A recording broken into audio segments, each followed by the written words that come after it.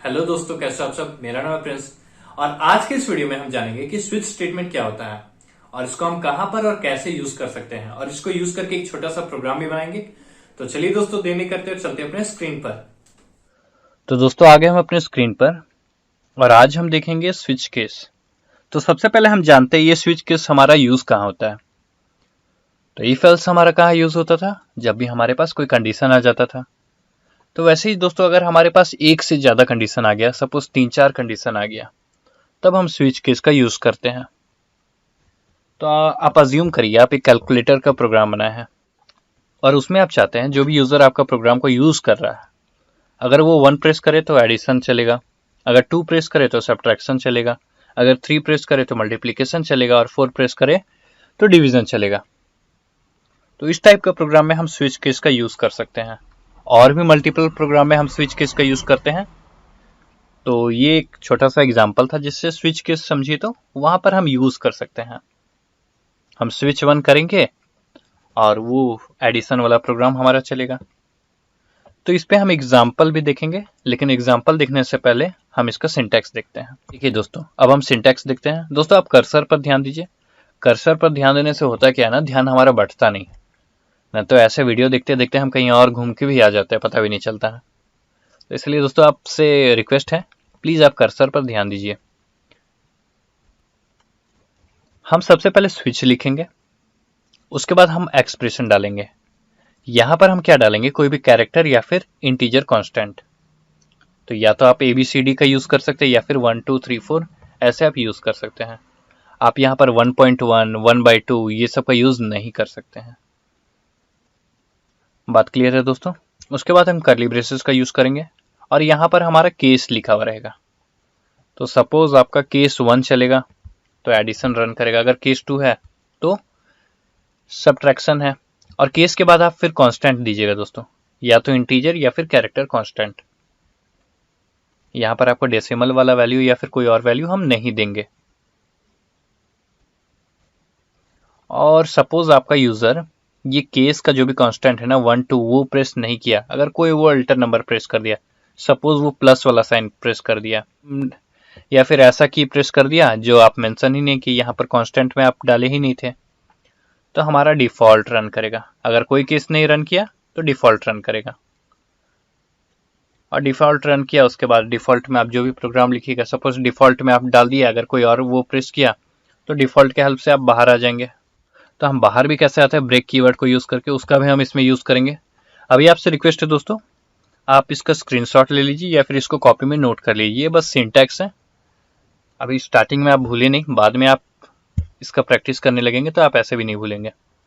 तो चलिए दोस्तों, स्विच केस को हम यूज करके एक छोटा सा प्रोग्राम बनाते हैं और सारा डाउट को क्लियर करते हैं। तो चलिए दोस्तों, अब हम प्रोग्राम में चलते हैं। दोस्तों हम एक छोटा सा प्रोग्राम बनाते हैं। इसमें हम यूजर को बोलेंगे, अगर सपोज वो 1 प्रेस किया तो मंडे प्रिंट हो जाएगा, अगर 2 प्रेस किया तो ट्यूसडे प्रिंट हो जाएगा, 3 प्रेस किया तो वेडनेसडे प्रिंट हो जाएगा, 4 प्रेस किया तो थर्सडे प्रिंट हो जाएगा, 5 प्रेस किया तो फ्राइडे प्रिंट हो जाएगा, 6 6 प्रेस किया तो सैटरडे प्रिंट हो जाएगा, और 7 प्रेस किया तो संडे प्रिंट हो के आ जाएगा। तो ऐसा कुछ हम प्रोग्राम अपना बनाना चाह रहे हैं। और अगर वो 1 से 7 के बीच प्रेस नहीं किया, 1 2 3 4 5 6 7, इसके अलावा वो कुछ प्रेस करेगा, तो हम डायरेक्टली प्रोग्राम से बाहर आ जाएंगे। तो चलिए दोस्तों स्टार्ट करते हैं प्रिंट एफ।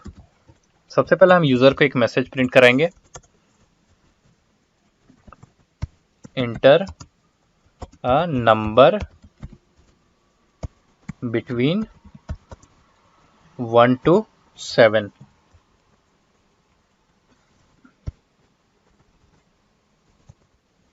और स्कैनएफ के हेल्प से वो जो भी नंबर डालेगा हम उसको इंटर करा लेंगे।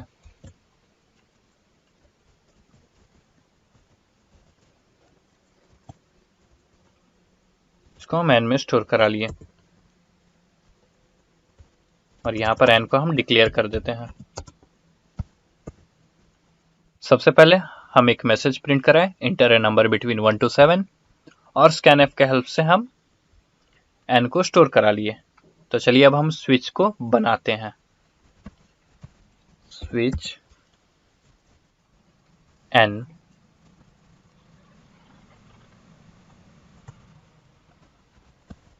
Case 1 printf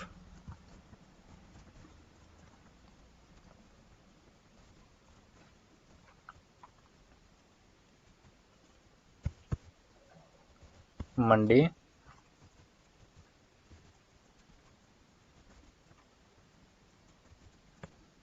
case 2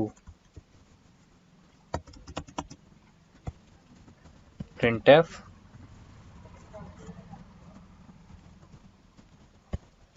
Tuesday। दोस्तों ये छोटा सा प्रोग्राम बन के रेडी है। इसमें क्या हो रहा है, सबसे पहले हम यूज़र को एक मैसेज प्रिंट करा रहे हैं, enter a number between 1 to 7, और स्कैनफ के हेल्प से उसको एन में हम स्टोर करा दिए। उसके बाद हमारा स्विच केस का जो सिंटैक्स है ना वो रन करेगा। तो हम स्मॉल केस लेटर से स्विच लिखे, उसके बाद यहाँ पर एन लिख दिए। एन में कौन सा वैल्यू आ जाएगा, जो यूज़र डालेगा 1 से 7 के बीच में। और अगर वो 1 डाला तो क्या प्रिंट हो जाएगा, मंडे प्रिंट हो जाएगा। अगर 2 डाला तो ट्यूसडे प्रिंट हो जाएगा। 3 डाला तो वेडनेसडे प्रिंट हो जाएगा। 4 लिखा तो थर्सडे प्रिंट हो जाएगा। 5 लिखा तो फ्राइडे प्रिंट हो जाएगा। 6 लिखा तो सैटरडे प्रिंट हो जाएगा। और 7 लिखा तो संडे प्रिंट हो जाएगा। ये प्रोग्राम हमारा सही है, लेकिन हम इसमें एक चीज छोड़ रहे हैं दोस्तों। अभी हम इसको रन करेंगे तो पता चलेगा भाई इसको क्या छोड़ रहे हैं। सिंटैक्स में तो हम कुछ नहीं देखे थे वैसा। सिंटैक्स तो हमारा सही है, स्विच है, यहाँ पर एक्सप्रेशन है, यहाँ पर केस लिखा हुआ है, उसके बाद एक कांस्टेंट है। प्रोग्राम तो हमारा सही, ये रन भी करेगा। अभी हम इसको रन करेंगे, उसके बाद हमको पता चलेगा इसमें एक चीज हमें क्या और ऐड करना चाहिए था। तो चलिए दोस्तों इसको रन करते हैं। Inter a number between 1 to 7। तो सपोज हम यहाँ पर 7 प्रिंट किए, तो प्रोग्राम तो हमारा सही रन कर रहा है। संडे प्रिंट हो गया, ठीक है। अगर हम यहाँ पर 6 प्रिंट किए तो ये क्या दोस्तों, सैटरडे और संडे दोनों प्रिंट हो रहा है। अगर हम यहाँ पर 1 प्रेस कर दिए तो अब देखिए क्या आता है, Monday, Tuesday, Wednesday, Thursday, Friday, Saturday, Sunday. भाई हमको तो सिर्फ मंडे प्रिंट कराना था, हमको तो सिर्फ मंडे प्रिंट कराना था। ये सब क्यों हो रहा है?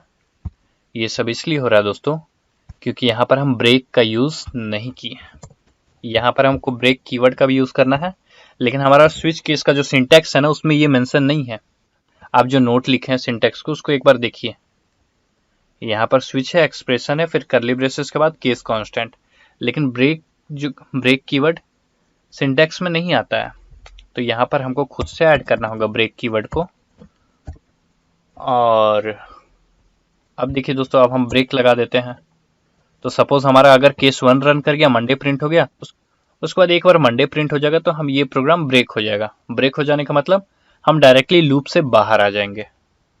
ये जो स्विच केस है ना, ये लूप से बाहर आ जाएंगे। यहां से हम बाहर आ गए, प्रोग्राम से हम बाहर नहीं आएंगे, हम बस ये लूप से बाहर आ जाएंगे। तो अब हम यहाँ पर ब्रेक का यूज कर लेते हैं, ब्रेक कीवर्ड का। उसके बाद देखते हैं।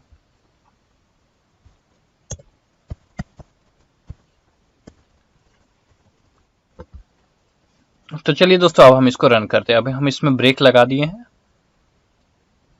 तो अब हम इसको रन करते हैं।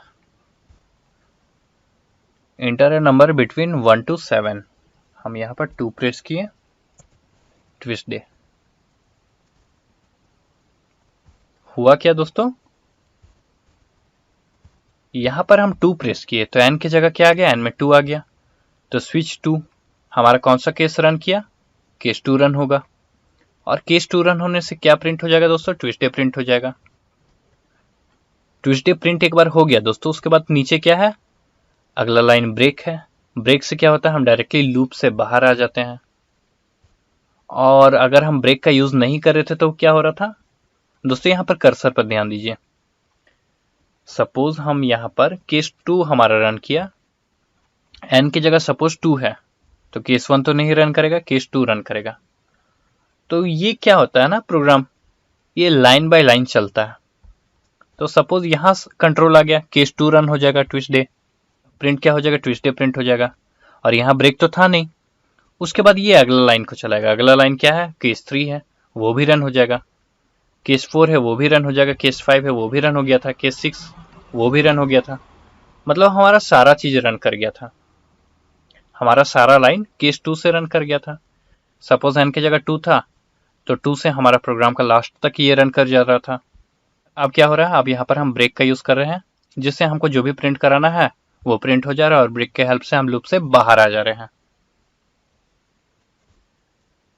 तो चलिए एक बार हम इसको और रन करके देखते हैं। सपोज हम 1 से 7 के बीच नहीं डाले, यहाँ पर 9 डाल दिए, कुछ भी रन नहीं हुआ। क्यों दोस्तों? क्योंकि हम यहाँ पर डिफॉल्ट भी लिखे हैं। डिफॉल्ट में सपोज हम प्रिंट करा देते हैं printf invalid number।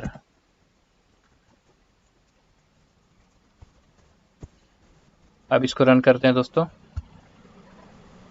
अब सपोज हम यहाँ 0 डाल दिए, तो डिफॉल्ट में हमारा क्या आ जा रहा है, इनवैलिड नंबर। तो ये एक छोटा सा प्रोग्राम था दोस्तों, जिसमें हम स्विच केस को यूज किए हैं। इसका एक और भी प्रोग्राम हम अगले वीडियो में बनाएंगे। तो आशा करते हैं दोस्तों आपको स्विच केस का मतलब समझ में आ गया होगा, ये हम किस टाइप का प्रोग्राम में यूज करते हैं, इसको कैसे यूज करते हैं। तो अगर आपको कोई भी डाउट है, क्वेरी है, तो आप नीचे कमेंट करके जरूर पूछिए। तो मिलते हैं अगले वीडियो में दोस्तों, तब तक के लिए अपना ख्याल रखिए। Take care, thank you.